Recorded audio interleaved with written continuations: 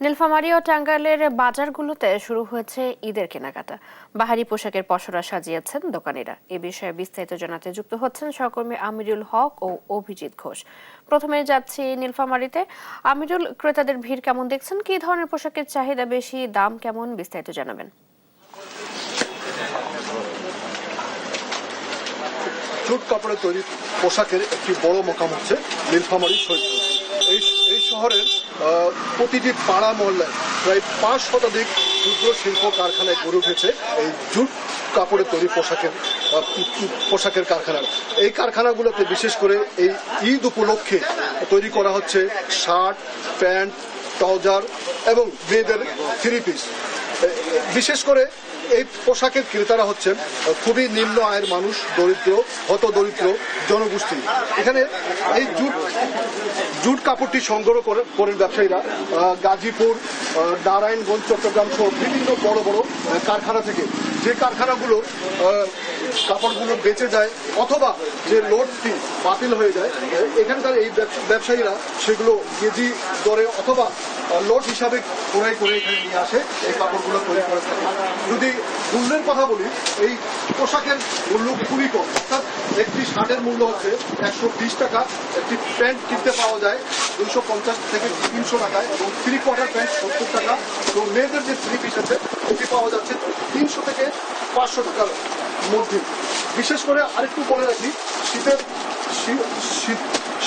শীতের এখানে এই জুট কাপড়ের জ্যাকেট তৈরি হয়, মাফলার তৈরি হয় এবং ট্রাউজার তৈরি হয়, টুপি তৈরি হয়।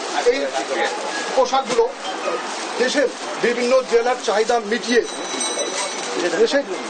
দেশের চাহিদা মিটিয়ে ভারতের, নেপাল এবং ভুটানের রপ্তানি করে থাকে এখানকার ব্যবসায়ীরা। মূলত ঈদকে কেন্দ্র করে এখনো সেভাবে বেচা কেনা জমে ওঠেনি, কারণ এই শহরটি হচ্ছে ব্যতিক্রম একটি শহর। এই শহরে রাত যত বাড়ে ভিড় তত বাড়ে। তো জুট কাপড়কে কেন্দ্র করে এই সড়কের মধ্যে অসংখ্য পাইকারি দোকান গড়ে উঠেছে, যেখানে এই জেলার পাইকার সহ বিভিন্ন জেলা, বিশেষ করে রংপুর বিভাগের জেলা এবং থেকে ক্রেতারা এসে এখান থেকে কাপড়গুলো নিয়ে যাচ্ছে। বিশেষ করে ব্যবসায়ীরা যেটা বলছেন যে সরকারি পৃষ্ঠপোষকতা এবং সহায়তা পেলে এই ব্যবসায় তাদের প্রসার আরও ঘটবে। তো আমার কাছে উত্তরের জেলা নীলফামারী সৈয়দপুর থেকে জুট কাপড় ঈদের কেনাকাটা জুট কাপড় নিয়ে ছিল সর্বশেষ। আমরা এবার যুক্ত হব টাঙ্গাইলের প্রতিনিধির কাছে। সরাসরি আমরা চলে যাচ্ছি টাঙ্গাইল প্রতিনিধি অভিজিতের কাছে। অভিজিৎ। জি আমিনুল ভাই, আপনি যেমনটি বলছিলেন, আমি এখন রয়েছি টাঙ্গাইলের শাড়ির রাজধানী খ্যাত পাঁচচাইল এলাকায়।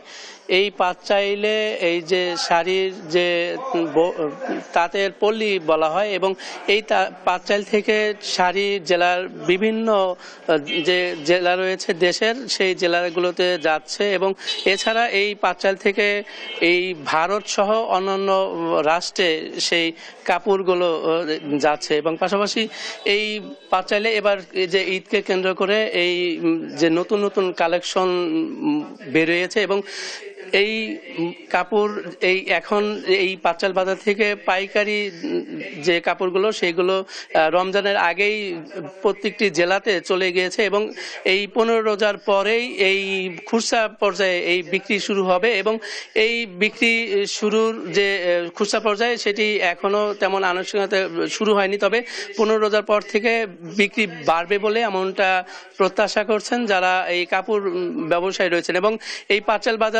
বাজারের যে কাপড়ের শোরুমগুলো রয়েছে সেই শোরুমগুলোতেও আমরা দেখেছি যে সকাল থেকে যে ক্রেতা যারা রয়েছেন তারা কম এসেছেন এবং তারা যে খুচরা ব্যবসায়ী এবং পাইকারি ব্যবসায়ীও কিছু কিছু আসছেন এবং তারা তাদের পছন্দ অনুযায়ী তারা কাপড় কিনে নিয়ে যাচ্ছেন। আমরা এখন রয়েছি এই পাঁচচাইল বাজারে একটি মনি ট্রেডার্স একটি কাপড়ের শোরুমে।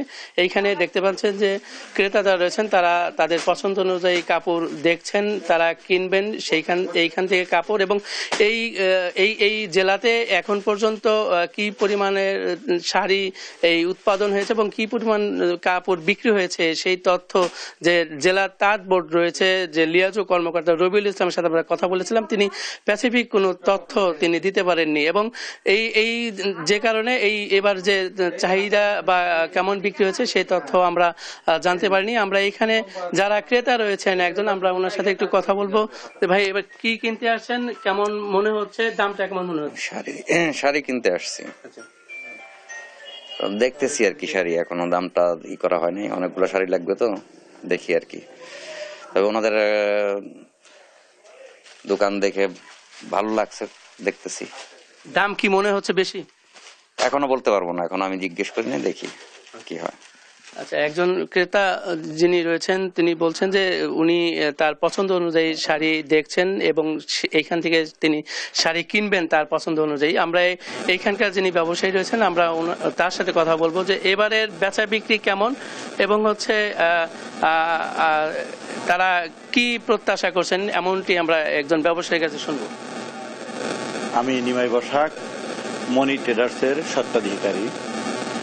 প্রতি বছরের ন্যায় এবছরও আমরা নতুন নতুন শাড়ি ঈদ উপলক্ষে আমরা বানিয়ে থাকি এবং অনেক শাড়ি বানাইছি এবং এটার রেজাল্ট অবশ্যই পাচ্ছি আমরা এবং এবছর একটু বেশি পাচ্ছি। কারণ ইন্ডিয়ান অনেকে যারা বাংলাদেশে যারা উচ্চবিত্ত বা মধ্যবিত্ত সবাই ভিসা নিয়ে ইন্ডিয়ায় চলে যায় ঈদের মার্কেটিং করতে, এই বছর সেটা যেতে পারেনি। তার কারণে আমাদের টাঙ্গাইল শাড়ি বিজনেসটা এবছর অনেক ভালো আমরা আশা করছি এবং তার কিছু কিছু শাড়ি আমরা পাচ্ছি। তবে মনে করি এবার ঈদে বেচাকিনি সবচেয়ে গত কয়েক বছরের তুলনায় এই বছর ভালো হবে, কারণ ইন্ডিয়া মার্কেটিং করতে যাইতে পারে নাই। তারা তো এদেশে কিনতে হবে, এদেশের পণ্য, দেশীয় পণ্য এবছর ভালোভাবে চলবে এই আশা আমরা রাখি।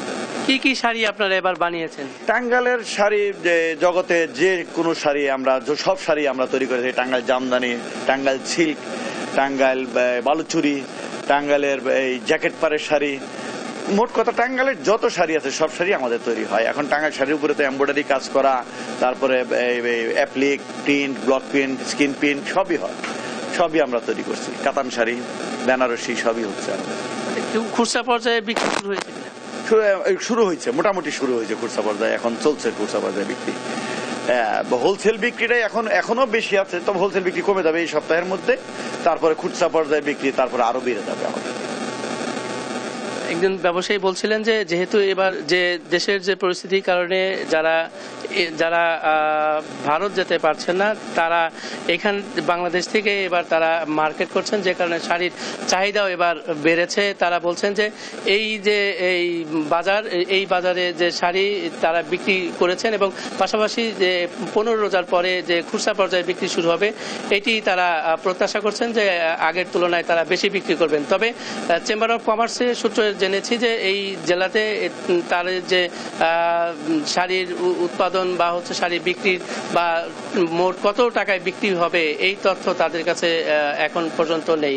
তবে সর্বোপরি তারা বলছেন যে এবার যে শাড়ির বাজার এমনটি থাকলে তারা কোনো রকমের আগের থেকে একটু বেশি তারা শাড়ি বিক্রি করতে পারবেন, এমনটি জানিয়েছেন তারা।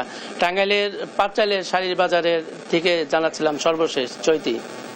অভিজিৎ, ধন্যবাদ আপনাকে। নীলফামারী ও টাঙ্গাইলের বাজারগুলোতে শুরু হয়েছে ঈদের কেনাকাটা, সেই খবরই জানাচ্ছিলেন আমাদের দুজন সহকর্মী।